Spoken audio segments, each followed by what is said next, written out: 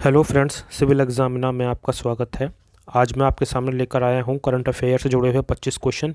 और ये जो क्वेश्चन हैं आपके नेशनल इंटरनेशनल इवेंट और न्यूज़ से जुड़े हुए हैं। अगर आपको इसका पीडीएफ चाहिए तो आप मुझे इसे नीचे कमेंट सेक्शन में बताइएगा कि आपको इसका पीडीएफ चाहिए या नहीं, इन 25 क्वेश्चनों का, जो कि बहुत इंपॉर्टेंट है। इस क्वेश्चन में से 5 से 10 क्वेश्चन आपके एग्ज़ाम में आने के चांसेस हैं इसी वीडियो से। और अगर आपने मेरा चैनल को सब्सक्राइब नहीं किया है तो सब्सक्राइब कीजिए और लाइक कीजिए, शेयर कीजिए, ताकि जब भी मैं कोई ऐसी वीडियो बनाऊँ आप तक नोटिफिकेशन पहले पहुंच जाए। तो हम शुरुआत करते हैं इसकी बिना किसी देरी के। शुरुआत करते हैं पहले उससे। क्वेश्चन पहला है कि the central soil and material research station which was making news function under which ministry. मतलब ये central soil and material research station, जिसे कहते हैं शॉर्ट फॉर्म में CSMRS, ये किस मिनिस्ट्री के अंदर फंक्शन करता है? यह है मिनिस्ट्री ऑफ जल शक्ति। ये इंपॉर्टेंट था, ये इस बार न्यूज़ में था। ठीक है, जैसे कि दे देता है आपका नेशनल सॉइल हेल्थ कार्ड पर रिसर्च होती है, इसके अंदर ही होती है, इसलिए न्यूज़ में था पिछले साल, इसलिए काफ़ी इंपॉर्टेंट बन जाता है। Which organisation is to adopt 100 Atal tinkering labs across the country to promote STEM education. मतलब जो भी आपकी स्टेम जो होती है, साइंस टेक्नोलॉजी, ये जो होती है स्टेम, ये कोई फुल फॉर्म इसकी होती है इकोनॉमिक्स मैथमेटिक्स, ये स्टेम एक तरह की एजुकेशन है जो चलती हुई आ रही है। अब इसमें 100 टिंकरिंग लैब मतलब कौन सी ऑर्गेनाइजेशन थी जिसने 100 टिंकरिंग लैब के लिए जो पूरी कंट्री में सेटअप करनी है स्टेम एजुकेशन को प्रमोट करने के लिए, ये कौन सी ऑर्गेनाइजेशन थी? ये थी ISRO. Which country announced its liberalized guideline to its national mapping policy and geospatial data? India ने ही बनाई थी भी ये पॉलिसी, जियोस्पेटियल डेटा और ये मैपिंग। ठीक है ना। India has sign agreement with which country for the visa facilitation and leather, ये थोड़ा स्पेलिंग है, टेक्नोलॉजी है। ठीक है ना। ये था Ethiopia. Which Indian state assembly played the national anthem after almost 60 year? मतलब 60 सालों के बाद इस नेशनल असेंबली में पहली बार एंथम हुई, ये था नागालैंड। ये है RMX-21, a major skiing expedition launch by Indian army cover which region? RMS-21 ये अक्टूबर में हुआ था, और ये किन किन रीजन को कवर करता है? इसने कवर किया था उत्तराखंड और लद्दाख को। ठीक है ना। Kala Namak rice festival is set to held in which state? ये उत्तर प्रदेश। अभी क्या है ना, ये जो उत्तर प्रदेश का जो एग्ज़ाम आया, अभी लेखपाल की भर्ती आ रही है, कुछ और भर्तियां आ रही हैं जिसके अंदर नेशनल करंट अफेयर पूछा जाएगा, तो उनके लिए क्वेश्चन बड़ा इंपॉर्टेंट है कि काला नमक राइस फेस्टिवल कहाँ हेल्ड हुआ? उत्तर प्रदेश। और दूसरा, वहाँ पर एक जगरी फेस्टिवल भी हुआ था। तो आप मुझे कमेंट सेक्शन में बताइए कि उत्तर प्रदेश में जगरी फेस्टिवल और स्ट्रॉबेरी फेस्टिवल कौन कौन सी डिस्ट्रिक्ट में हुआ था? ठीक है ना। ये जो काला नमक फेस्टिवल जो बनाया गया, ये आपका ईस्टर्न यूपी की डिस्ट्रिक्ट्स में सेलिब्रेट किया गया था। ठीक है ना।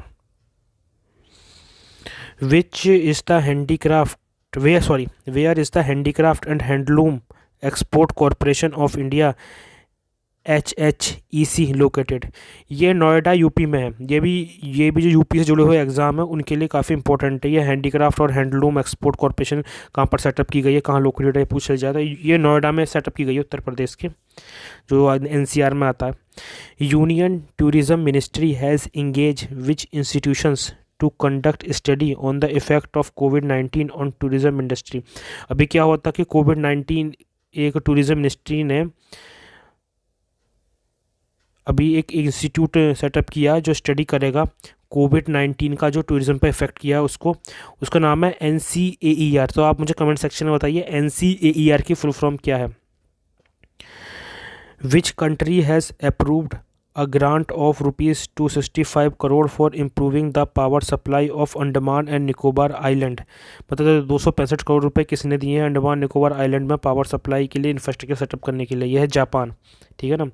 Which institute has set up a 12-member national task force to enhance public health response to the pandemic? ये था सुप्रीम कोर्ट ने अभी 12 मेंबर की टीम बनाई थी नेशनल टास्क फोर्स का नाम, नेशनल टास्क फोर्स नाम दिया, जो पब्लिक हेल्थ रेस्पॉन्स को के लेकर एक रिपोर्ट देने वाली है सुप्रीम कोर्ट को। जो पेंडेमिक के दौरान जो नेशनल हेल्थ रेस्पॉन्स था उसको रिलेटेड कर रिपोर्ट बनाएगी ये टास्क फोर्स, ये सुप्रीम कोर्ट ने गठित की थी। Which state the first organic state in the country celebrate its statehood date on May 16? ये सिक्किम है। ये सिक्किम हमारी पहली ऑर्गेनिक स्टेट मिला बनी है, ठीक है ना। अच्छा, मुझे आप कमेंट सेक्शन में ये बताइए कि ये तो थी स्टेट सिक्किम, और इसके बाद एक यूटी भी ऑर्गेनिक की यूटी बन चुकी है। बताओ कौन सी यूटी है, आपको ही कमेंट सेक्शन में बताना है। अभी रिसेंटली पिछली साल आई थिंक ये जून जुलाई की बात है कि एक हमारी यूटी ने भी एक ऑर्गेनिक यूटी बन चुकी है।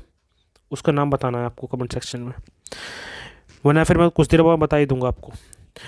विच What is the name of the national platform used for vaccine delivery system in the country? यह है कोविन। जो अभी पेपर हुआ था ना इसका DFCCIL का, उसमें क्वेश्चन बड़ा पूछा गया था, बहुत 3-4 पेपरों में क्वेश्चन आ चुका है, और इसकी आने की उम्मीद है। जो मार्च या फिर जून जुलाई तक एग्ज़ाम होंगे कि किस क्या नाम है उस नेशनल प्लेटफॉर्म का जो वैक्सीन डिलीवरी सिस्टम को सेटअप कराया कंट्री में, तो उसका नाम है कोविन नाम रखा गया, ठीक है ना। Pandit Deendayal energy university that was in news recently is in which state? Pandit Deendayal energy university कुछ दिन पहले काफ़ी न्यूज़ में थी, और ये किस स्टेट में है? ये थी गुजरात में, ठीक है ना, याद रखना। ICAR and Indian institute of spice research has receive a patent for the micro nutrient foliar formulation. मतलब माइक्रोन्यूट्रिएंट का फॉलियर फॉर्मुलेशन तैयार किया है, और उसके लिए इनको पेटेंट मिल चुका है। ICAR की एक ब्रांच है Indian institute of species research को, वो है ब्लैक पेपर, ठीक है ना। पेटेंट यानी कि इनका इंटेलेक्चुअल प्रॉपर्टी राइट का एक पार्ट होता है, पेटेंट कॉपीराइट, ये सब उसे पेटेंट मिला है ब्लैक पेपर का, मिलते रहते हैं बहुत से उसमें। Which country has launch the project O2 for India to tackle the medical oxygen demand after कोविड-19 सेकेंड वेव? कुछ दिन पहले जब कोविड-19 आया था मई 2021 में, तो उस समय इंडिया के अंदर ऑक्सीजन की डिमांड बढ़ गई थी, तो एक प्रोजेक्ट लॉन्च किया था, प्रोजेक्ट O2, इंडिया के अंदर ही, ठीक है ना। इसका आंसर इंडिया वैसे और इंडिया मैंने ऑलरेडी बता ही दिया था, प्रोजेक्ट O2 फॉर इंडिया में चला था ये। Which institute launch the digital skill champion programme in India? मतलब किस इंस्टीट्यूट ने चलाया है programme digital skill champion programme? नाम याद रखना, NSDC और व्हाट्सअप ने मिलकर चलाया ये प्रोग्राम, ठीक है ना। ये बहुत इंपॉर्टेंट है, पूछा सकता है इस बार। In which place the national dolphin research centre is set to come up in India? ये था बिहार का Patna.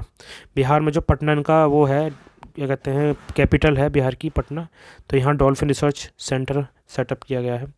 The union government has directed all the state to withdraw the cases register under the act. मतलब union government ने state को direction दी थी कि जो section 66A information technology act है, उसके तहत आपने जो भी केस दर्ज किए हैं उनको तत्काल लॉ से विड्रॉ कर दिया जाए, ख़त्म कर दिया जाए वो केस। ये आई थिंक पिछले साल ही एक एक्ट भी पास हुआ था इससे, याद रखना है। सेक्शन आपसे क्वेश्चन ये पूछ सकता है, सेक्शन 66A है क्या? ये इंफॉर्मेशन टेक्नोलॉजी एक्ट के से लिंक करता है, ठीक है ना। बाकी का आप ये पढ़ चुके हो fact. Government of India has sign loan agreement with which bank to develop green national highway? तो याद ग्रीन नेशनल हाईवे कॉरिडोर, ये वर्ल्ड बैंक। क्या होता है, जितने भी हमारे इंफ्रास्ट्रक्चर के प्रोजेक्ट से लोन लिए जाते हैं, या तो वर्ल्ड बैंक से ले जाएंगे या एशिया इंफ्रास्ट्रक्चर बैंक से लेंगे, AIIB शॉर्ट फॉर्म, या एशियन डेवलपमेंट बैंक से लेते हैं, ADB। अगर आपके ऑप्शंस में या फिर एक ऑप्शन दे रखे हैं 4, अगर आपने पढ़ा नहीं है करंट अफेयर, आपको ये पता है कि वर्ल्ड बैंक ये 2 इंस्टीट्यूट ADB या AIIB ये देता है लोन, अगर इनमें से एक ऑप्शन है 4 में से, तो उसको टिक कर दीजिए सीधा आँख बंद करके, क्योंकि वैसे यही 3 इंस्टीट्यूट ज़्यादातर देते हैं इंफ्रास्ट्रक्चर डेवलपमेंट के लिए लोन।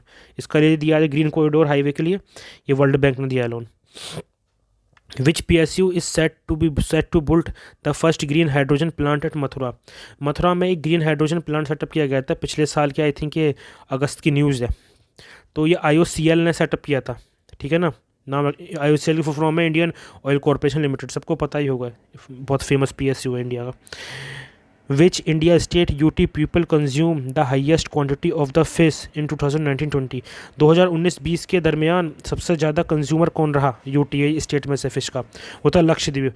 अच्छा, मैंने आपको पहले क्वेश्चन पूछा था कि एक UT बताइए, UT का नाम जो बनी है पहली ऑर्गेनिक UT, ऑर्गेनिक स्टेट तो पहली सिक्किम में एक ऑर्गेनिक UT बनी है, उसका नाम क्या था? उसका नाम है लक्षद्वीप। मैं आपको ये एक फैक्ट है, इसको याद रखना। एक हमारी जो ऑर्गेनिक UT बनी है वो है लक्षद्वीप, ठीक है ना। आगे चलते हैं।